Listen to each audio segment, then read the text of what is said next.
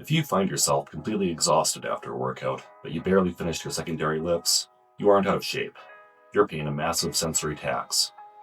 For a neurodivergent or introverted lifter, a commercial gym isn't just a place to train. It's a sensory minefield. The quaking iron, the overlapping music speakers, the unpredictable movement of crowds, and the constant threat of awkward social interactions drain your battery before you even touch a barbell. Traditional fitness culture tells you to just tough it out or put your blinders on. But when your nervous system is in a state of high hypervigilance, your lifting mechanics actively suffer. Today, we aren't talking about arbitrary motivation. I'm giving you a 4-step tactical survival guide to systematize your environment, protect your personal space, and preserve your cognitive energy so you can actually focus on building strength.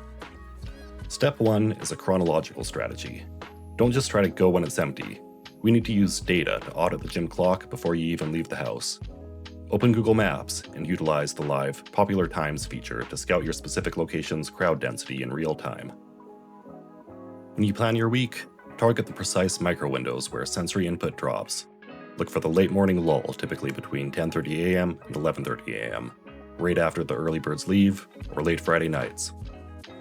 During these windows, commercial gyms are often their quietest, the floor is clear, and staff occasionally turn down the music. Treat these times as non-negotiable appointments for your peace of mind. Step 2 removes a massive tactile distraction: clothing feedback.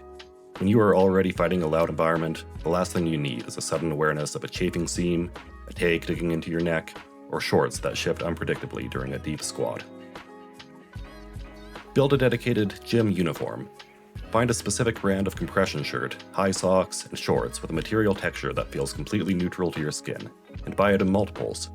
Wearing the exact same clothing every single session completely eliminates apparel friction from your sensory load, leaving your brain free to focus purely on the proprioception of the barbell. Step 3 is managing spatial anxiety. The open floor of a gym can feel entirely unprotected, leaving you hyper-aware of people pacing too close to your bar. To fix this, you need to use polite, structural boundaries to visually demarcate your lifting zone. When you claim a rack, don't leave your gear scattered or tucked away. Strategically place your gym bag on one side, your water bottle on the other, and stack any extra plates you'll need right at the edge of your lifting platform. This creates a clear, physical perimeter that subconsciously signals your boundary to passing lifters, ensuring they don't crowd your personal space while you are mid-set. Finally, step 4 is your post-session protocol. You must plan to recuperate. Even with perfect sensory armor, surviving a commercial gym weight room takes a massive toll on a sensitive nervous system. If you immediately jump from a loud gym into a high-stress work task or a crowded social setting, you are setting yourself up for a cognitive crash.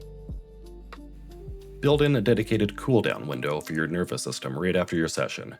Go home and lie down in a dark, quiet room for 15 minutes, or take a hot, predictable bath to let your autonomic system shift back into resting state. True recovery isn't just about feeding your muscles, it's about resting your mind. The gym belongs to you just as much as it belongs to the loudest person in the room. You do not have to change your biology to get strong. You just need a better system to protect it.